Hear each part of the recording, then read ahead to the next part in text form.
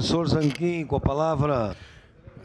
Senhor presidente, quando uma pauta aqui nessa casa, temos um comunista, um socialista, um trabalhista, um liberal e todos concordam, acho que não precisa discutir muito.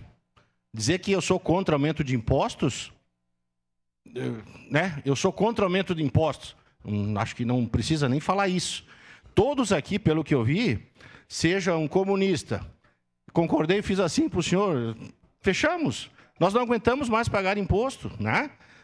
Então, acho que a gente deve seguir, na minha opinião, devemos discutir, mas essa moção, ela retrata o esgotamento do brasileiro, vereador. Nós estamos chegando a um esgotamento.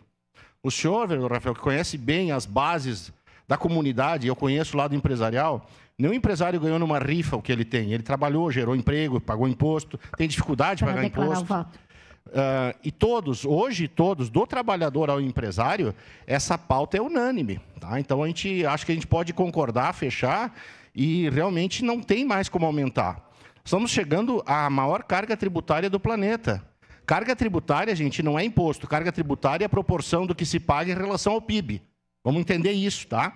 Carga tributária é a proporcionalidade do que se arrecada em relação ao PIB. E nós estamos chegando nesse nível de sufocamento, tá? Então, certamente, vereador Bortola, vou votar favorável a essa moção de repúdio, enfim, não importa. A gente simplesmente não aguenta mais pagar imposto, tá?